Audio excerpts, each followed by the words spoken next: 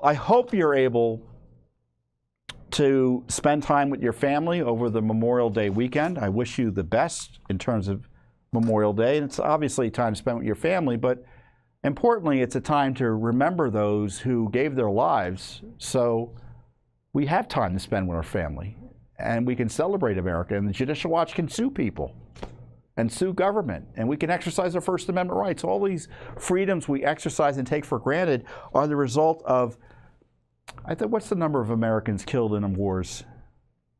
It's at least 1.5 million. Think of the sacrifices they made and their families made. You know, and I've always loved Memorial Day because traditional Memorial Day, I'll be honest, is my birthday. So my birthday is May 30th. So we're celebrating it. The government moved it, of course.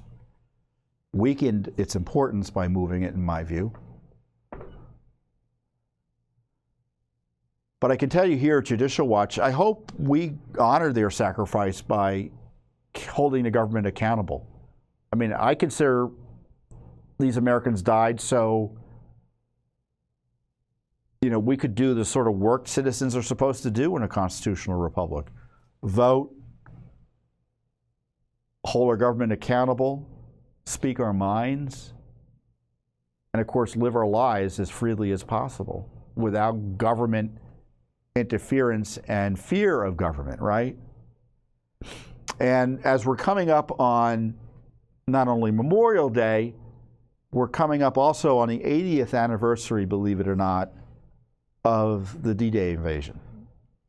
And in thinking about what to do for Memorial Day, I thought, you know, normally I read a speech by Reagan that he made on Veterans Day. And it's a great speech. I commend you to read it. I call it his clear minds and brave eyes, brave minds and clear eyes, or something like that. But this time I recorded it ahead of time, so I tried to make it as smooth as possible for you. I've read, and I'm going to present to you here, his famous D-Day speech 40 years ago, on the 40th anniversary of the invasion of Europe by Allied forces. And it was a speech for the ages. I know, and it used to be, it seemed to me, we used to read speeches that were important. I mean, it wasn't, you know, we didn't just go look at them on video. We read them, right? So that we not only learned them, you know, the value of speech and rhetoric and such, but the values those words impart, and they're part of our memory. And I thought it was a great way to remember those who died for us, certainly in World War II, but generally. And I was considering whether to keep out the material that seems dated, but it doesn't seem dated to me. He's talking about the Soviet Union and NATO and such, and I think it's interesting to hear 40 years ago where we were there and compare and contrast it to where we are here now. So here's my recitation of President Reagan's famous D-Day speech in 1984. I'll be back after the speech is over. We're here to mark that day in history when the Allied armies joined in battle to reclaim this continent to liberty. For 4 long years, much of Europe had been under a terrible shadow. Free nations had fallen. Jews cried out in the camps. Millions cried out for liberation. Europe was enslaved, and the world prayed for its rescue. Here in Normandy, the rescue began. Here the Allies stood and fought against tyranny in a giant undertaking unparalleled in human history. We stand on a lonely, windswept point on the northern shore of France. The air is soft, but 40 years ago at this moment, the air was dense with smoke and the cries of men, and the air was filled with the crack of rifle fire and the roar of cannon. At dawn on the morning of the 6th of June, 1944, 225 Rangers jumped off the British landing craft and ran to the bottom of these cliffs. Their mission was one of the most difficult and daring of the invasion, to climb these sheer and desolate cliffs and take out the enemy guns. The Allies had been told that some of the mightiest of these guns were here, and they would be trained on the beaches to stop the Allied advance. The Rangers looked up and saw the enemy soldiers, the edge of the cliffs shooting down at them with machine guns and throwing grenades.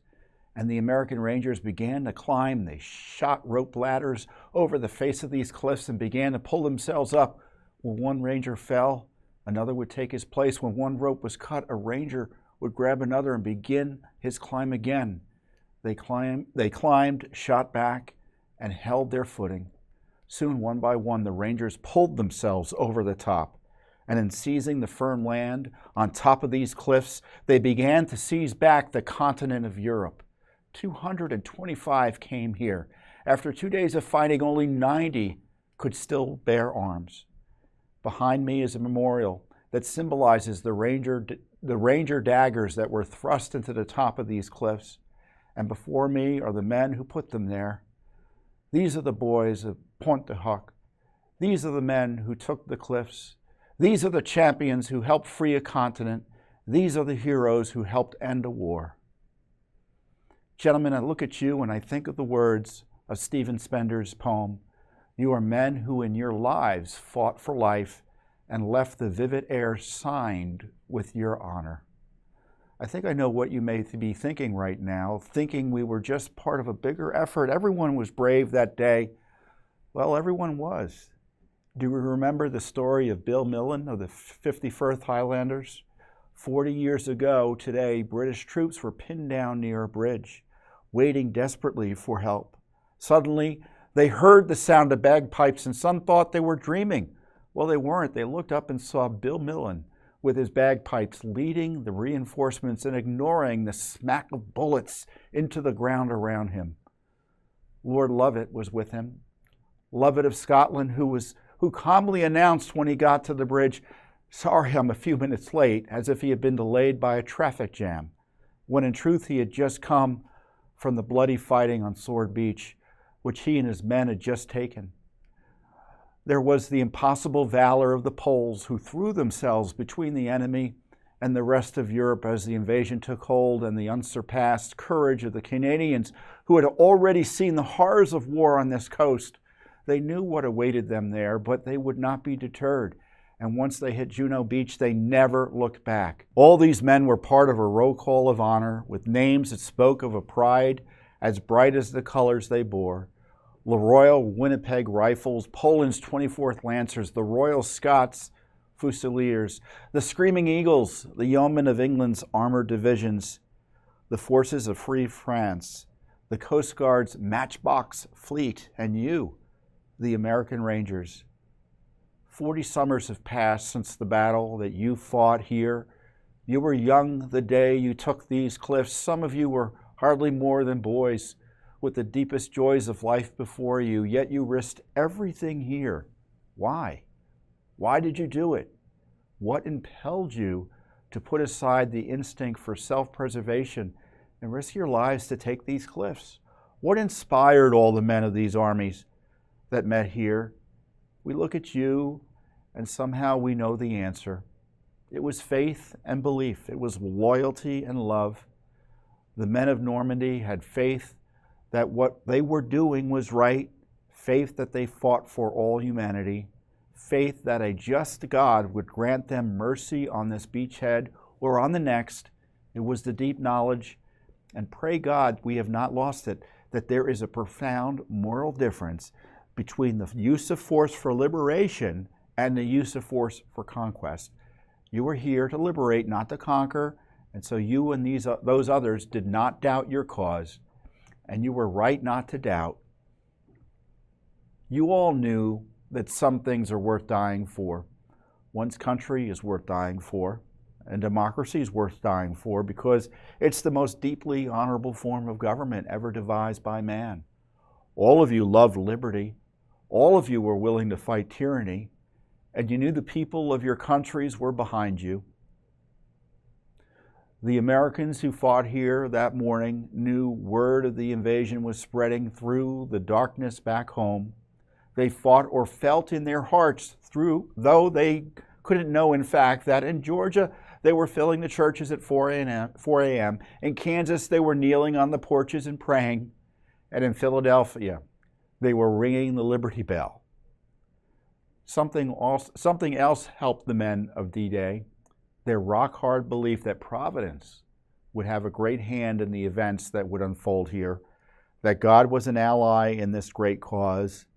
And so the night before the invasion, when Colonel Wolverton asked his parachute troops to kneel with him in prayer, he told them, "Do not bow your heads, but look up so you can see God and ask his blessing in what we are about to do." Also that night, General Matthew Ridgway, on his cot, listening in the darkness for the promise God made to Joshua, "I will not fail thee nor forsake thee." These are the things that impelled them. These are the things that shape the unity of the Allies. When the war was over, there were lives to be rebuilt and governments to be returned to the people. There were nations to be reborn. Above all, there was a new peace to be assured. These were huge and daunting tasks, but the Allies summoned strength from the faith, belief, loyalty, and love of those who fell here. They rebuilt a new Europe together. There was first a great reconciliation among those who had been enemies, all of whom had suffered so greatly. The United States did its part, creating the Marshall Plan to help rebuild our allies and our former enemies. The Marshall Plan led to the Atlantic Alliance, a great alliance that serves to this day as our shield for freedom, for prosperity, and for peace. In spite of our great efforts and successes, not all that followed the end of the war was happy or planned. Some liberated countries were lost. The great sadness of this loss echoes down to our own time in the streets of Warsaw, Prague, and East Berlin. Soviet troops that came to the center of this continent did not leave when peace came. They're still there, uninvited, unwanted, unyielding, almost 40 years after the war. Because of this, Allied forces still stand on this continent. Today, as 40 years ago, our armies are here for only one purpose: to protect and defend democracy.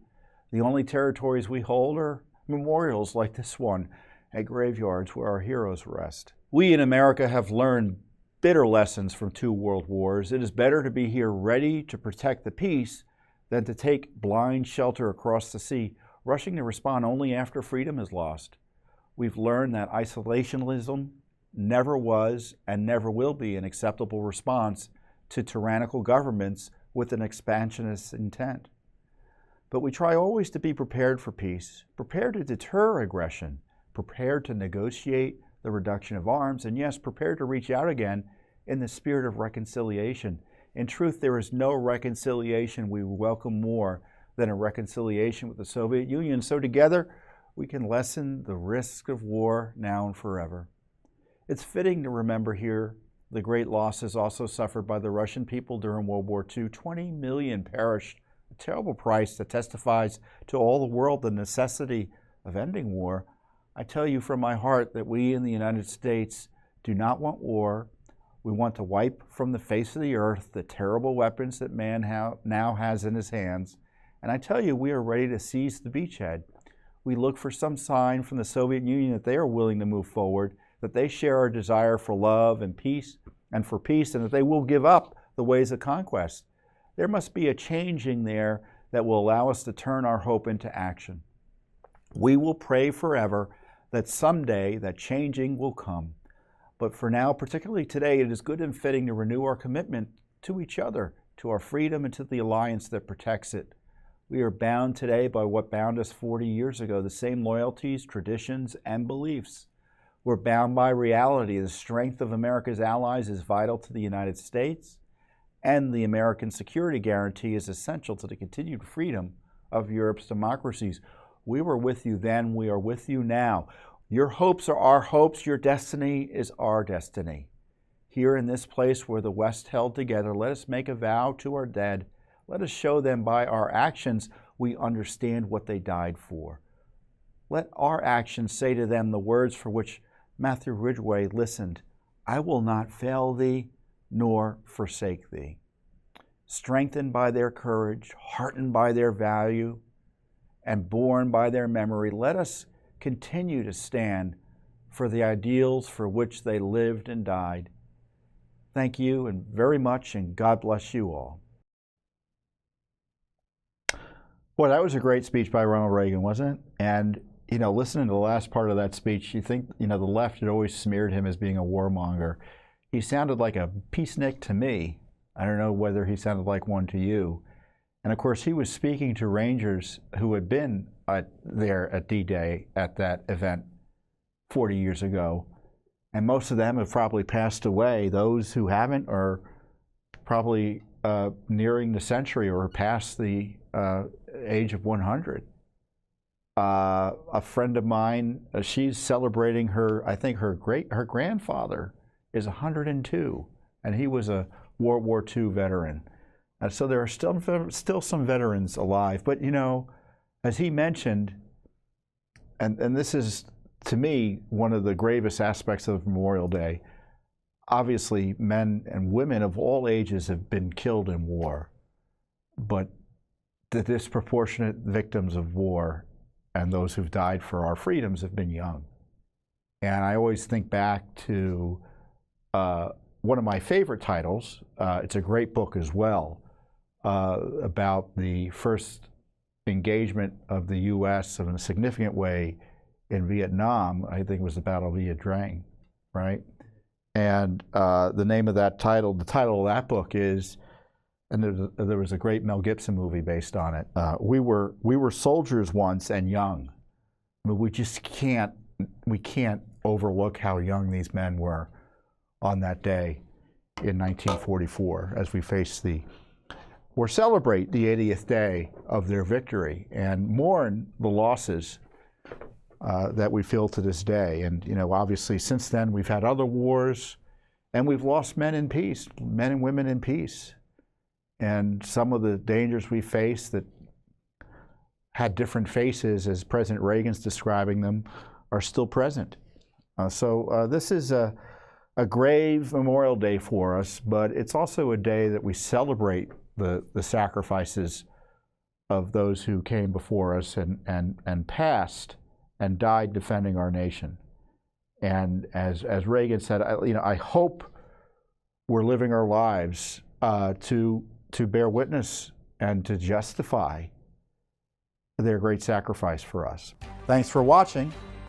Don't forget to hit that subscribe button and like our video down below.